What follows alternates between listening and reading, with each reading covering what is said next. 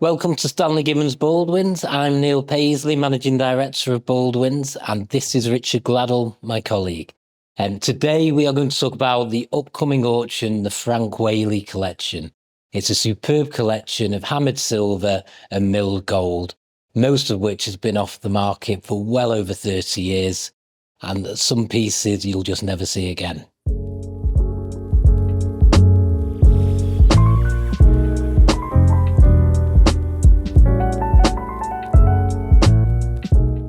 Frank Waley was a customer of Baldwins for well over 30 years. He came from a family of stockbrokers and bankers based in London. He first bought from the banks when they used to sell and buy gold coins. He soon realised the difference between numismatic items and bullion items. Only more recently did parts of the collection start to become dispersed. This collection on the 11th of December represents the third and final tranche. There are a number of exceptional coins in the collection, and a few of which we're going to talk about today, which are some of the highlights. What did you think, Richard, when you were cataloguing some of them? Well, a number of highlights. It's actually quite difficult to say. But one of my favourite is the testoon of Henry VIII, which I have here, which is lot 26 in the auction. Henry VIII had dissolved the monasteries, got loads of cash for the treasuries. He'd spent it all. He then had a war with France and he needed more money. So one of the ideas he hit on was to debase the coinage. So in 1542, he decided to do it, and they started secretly making these debased silver coins. When I say debased, the silver coins up to then had been sterling silver, and he decided to reduce it to 50%. So he stockpiled these until 1644. Then they announced that they were going to issue them. He issued them for 4 years, from 1644 to 1647. They're quite spectacular coins because the whole portraiture of English coins changes at this point. Henry VIII was very excited with a portrait that Hans Holbein, the German artist, had made for him. That very famous one, everyone knows it, with Henry VIII sitting there, standing, looking full frontal. And he decided he wanted a full frontal portrait on his coin. And this is what we got. Outstanding, it should do very well. We've estimated it at 5 to 7, but quite frankly, I think it'll do more. I mean, I must admit, when I looked at it, Richard, it's got to be one of the finest now. I would think certainly it's one of the finest now. And certainly I've had some good ones, but that would top any specimen I've had. It's because you can see all his features, and they were weakly struck, and they're pretty horrible coins normally. Yeah. Now, what do you think? What's your favourite choice then? Well, favourite, I mean, I'm going to be, I don't know, very predictable. I've gone for the Queen Anne 5 guinea piece. Now, we've only graded a few items in this sale, and predominantly just the main gold, because as we all know with grading, there's so many issues you can have, cleaning, damage. So just for the more expensive gold, we have graded it. We've graded them by PCGS, and the first one I'm going to mention is 1711 Queen Anne 5 guinea. The 5 guinea piece with the largest gold denomination. Only the wealthy, only lords, you know, they were a substantial sum of money back in the time. This one is particularly pleasing. 1711, post-union with Scotland. You see far more pre-union 5 guineas. This one's exceptional. It's graded mint state 62. It has full mint bloom. It has the regal portrait. It's proof-like, exceptional. The finest known, I believe, has been graded MS62+, so half a grade better than this, and I doubt you'd be able to see the difference. So this is the one, this is the first one I have pulled out. What other hammered, Richard? Well, a large chunk of gold, very blingy. Now, the most interesting coin for me is this half crown of Charles I, dated 1645. The interesting about it is, we don't know where it was struck. In the old days, and I have the old ticket here in Alfred Bourne's old hand, it was listed as being minted in Combe Martin. Now, we know that's not true now. We actually don't know where it was struck. possibly Hereford, but we don't know. The interesting thing about it is it's yellow, it's golden. Now, why is it golden?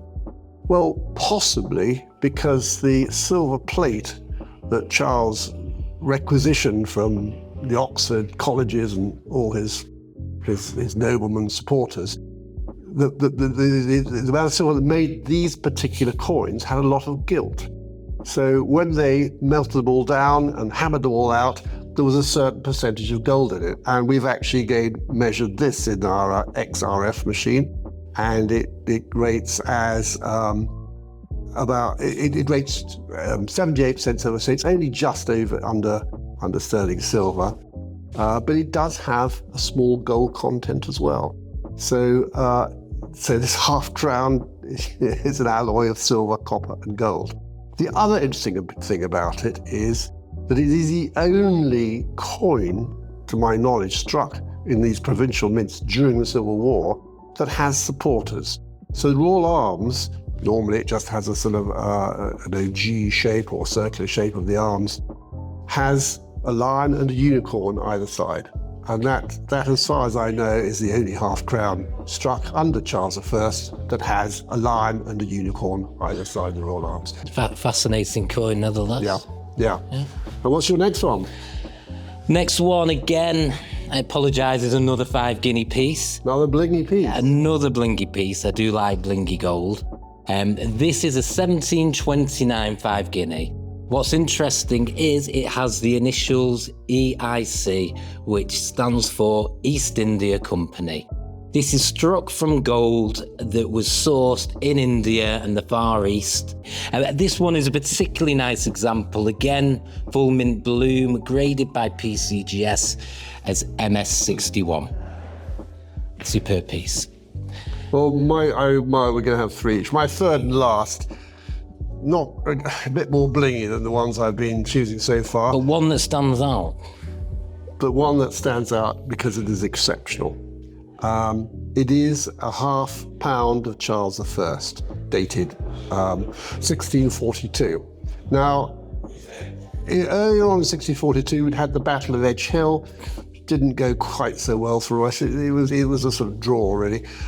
So Charles decided to leave London and move west, where his power base was. And he moved to Oxford and he moved to Shrewsbury. And this coin was struck in Shrewsbury. It has the Shrewsbury plume on, which is very similar to the Oxford plume, but it's slightly different. And on the back of it, he has the declaration. On his way to Shrewsbury, stopped off at Wellington in Shropshire, not the Wellington in Somerset, and he made a declaration that he would be the protector of religion, laws of England, and the freedom of Parliament. And he put this on the back of his coin to show people that he was trying to be a king for all people, not just the upper classes or the royalists. This is exceptional because it's amazing condition. These are very big, heavy coins. You had a few of them in a purse or a bag, and they rubbed together. They very quickly rubbed each other down. Of course, you drop them once, you have a massive edge knock on them. So this is outstanding because it's such good condition, and it's a large, chunky coin. I mean, my third and final coin of today. Not as blingy as Richard says, the 5 guineas, but I have selected a guinea of Charles II. It is the 3rd head, it's very pretty, full mint brilliance. Now, it's been graded conservatively as AU58. What I think here is the graders don't realise that these coins just weren't well struck up.